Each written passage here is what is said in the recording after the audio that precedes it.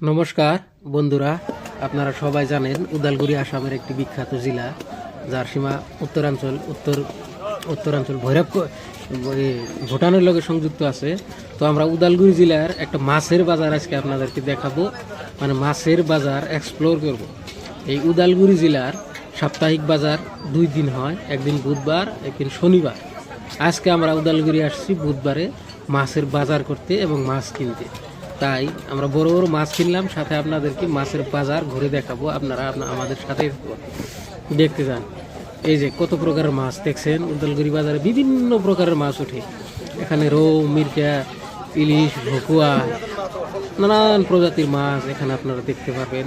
দেশি, নদীর মাছ, সাগরীয় মাছ, সব প্রকারের মাছই আছে। দামে থেকে নিয়ে কম দামি যথেষ্ট পরিমাণের মাছ আছে। আপনারা যদি দুর্লভ প্রজাতির মাছগুলো খেতে চান, ইচ্ছা করেন খাওয়ার, এই উদালগুড়ি মার্কেটে যদি আসেন বুধবার বা শনিবার, যে কোনো বাজারে এখানে মাছ অবশ্যই পাবেন।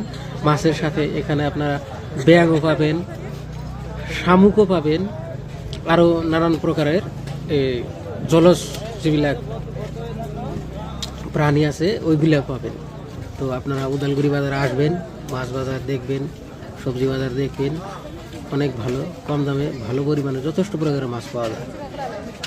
উদালগুড়ি বাজারটা উদালগুড়ি টাউনে অবস্থাপন করে। তো আপনারা দরং ডিস্ট্রিক্ট থেকেও আসতে পারবেন, কালাইগাঁও থেকেও আসতে পারবেন। তো আপনারা যদি এই উদালগুড়ি মাছের বাজারের ভিডিওটা ভালো লাগে তাহলে লাইক করবেন, শেয়ার করবেন, আর আমাদের সাথে থাকুন, আমাদের চ্যানেলটা সাবস্ক্রাইব করুন। ধন্যবাদ।